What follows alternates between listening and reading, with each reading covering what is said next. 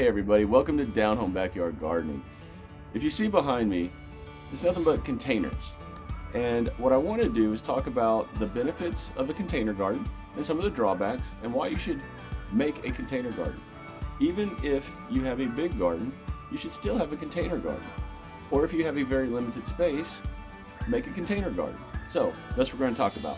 Let's do it.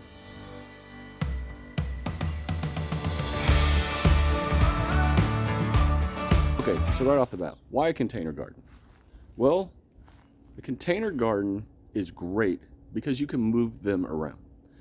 Now, I know that sounds like common sense. Well, of course you can move them around. They're in a container. But what are the benefits of being able to move them around? Well, let's say right now, if you look over here where I have the majority of the containers, these right here are peppers. And then we've got citruses all around the corner there. And these are all figs right here. If I want to move these peppers to an area that gets a lot more sun, because peppers need a lot of sun, especially in the summertime, then I can move them over there, or over there, or over there. So the biggest benefit that I have found is that, yes, you can adjust where the containers are due to the needs of that plant that you have in the container. So that is a huge advantage to having a container garden. Not everything is stuck in one spot. Like these tomatoes that I've planted, they're not going anywhere. They are in that ground until they're done. But say the peppers in here, if I need to move this because it's getting too much sun, I can shift it back over there. Or that pepper plant, or this rosemary. So right off the bat, being able to move the containers around, super advantageous. Another benefit to having a container garden is it's small. You're not dealing with an entire garden. You're just dealing with the garden inside that one container.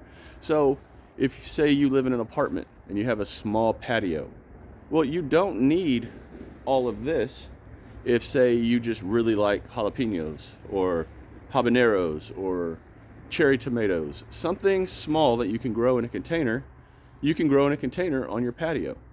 So another benefit is that you don't need a lot of space for a container garden, especially if you're not going to have a lot of containers. So here's an idea. What if you've always been told you can't grow anything? You've got a black thumb or a brown thumb or basically a non-green thumb. Well, give a container a shot. The worst that you can do is kill one plant, but you're getting your hands into the gardening game. Or if you have a kid, a grandchild, that you want to start getting them involved in gardening, give them one container, pick one plant, and let them go for it. It's almost like the single seed challenge, but kind of in a different way. See if that will spark their love of growing. You never know. So there's a lot of good things about having a container garden. For me, I just like having the variety of in-ground garden and then basically a portable garden. I think it was about 2 months ago this happened. All right, when you have a container garden and you don't realize that a winter freezing rainstorm is coming, you have 10 minutes to get everything inside. So my dining room is now the container garden. Love it. If I did not have all those plants in containers, I would have lost all those plants. And then I really would have lost almost everything in this garden because of that freeze.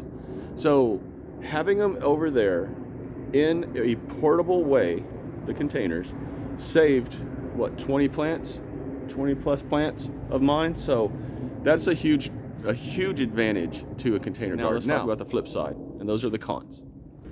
Okay, the biggest drawback, in my opinion, to having plants in containers is that those plants are 100% relying on you, on me, to give them what they need: water, soil, nutrients. Because every time you water, and this is another drawback, every time you water and all the water starts dripping out of the bottom of the container, you're losing nutrients. You're basically flushing that soil.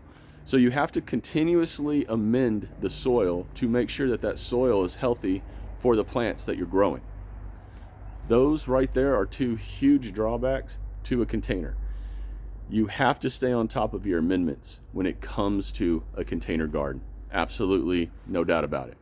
So in my opinion, the two biggest drawbacks are really the only two drawbacks to having a container garden. And to me, the pros way outweigh the cons. So my advice to everyone out there is get a container garden going, even if it's one or two. Get them going. If you have grandkids or kiddos or, you know, kids you babysit, whatever, get them involved also. And this is a great way to get them involved. Give them one container and say, hey, you're responsible for this plant. Ooh, look at the roses. I know, totally getting squirreled there. Look how pretty those are. Good Lord. Look at this one right here. Wow.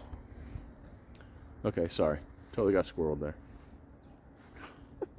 Okay, so let's transition to a couple things you need to know about and to keep in mind if you have a container garden. One, there needs to be a food safe container. Well, Chad, how do you know if it's food safe? Well, a lot of them will actually say, let me show you. Right there. So the heat from the sun will not leach chemicals out of the plastic into the soil. So you want a food safe container. Now, another way to look and to know if a container is safe to grow in is you're going to look for one of these two symbols right here. If the bottom of the container has these two symbols, one of these two symbols, then that bucket is safe to use for growing. Another thing to remember is that whenever you are creating a container, whenever you are setting up a container to grow in, make sure you put drain holes in the bottom. I forgot on a couple of them one time, and I had standing water, and I don't know how I didn't lose the plants. I got very lucky, but drain holes, and drain holes. Final thing to remember about what you need to put in a container is the soil. The soil needs to be a good, nutritious, well-draining, loose soil. That way, whenever you're watering, everything gets wet, the excess water comes out the bottom, and you don't have standing water inside your containers. All right, everybody, so that's all I've got for this video. I hope you all learned something from it. I hope you're inspired to get out and start your own container garden if you don't already have one going. If you do, you're good to go. Spread the wealth. Drop some comments down below on anything I might have missed or forgot to say. I would really appreciate it. And if you have not subscribed to the channel, please consider doing so. Give the video a thumbs up, share it, and until next time, everyone, take care. God bless. Continue to shine bright and harvest hard. I'll talk to you later. Bye. Man, woo-wee. It is chilly. Lord have mercy. All right, hey everybody, welcome. The peppers that I put in here, when they finally start to grow, hopefully. Another benefit to having containers.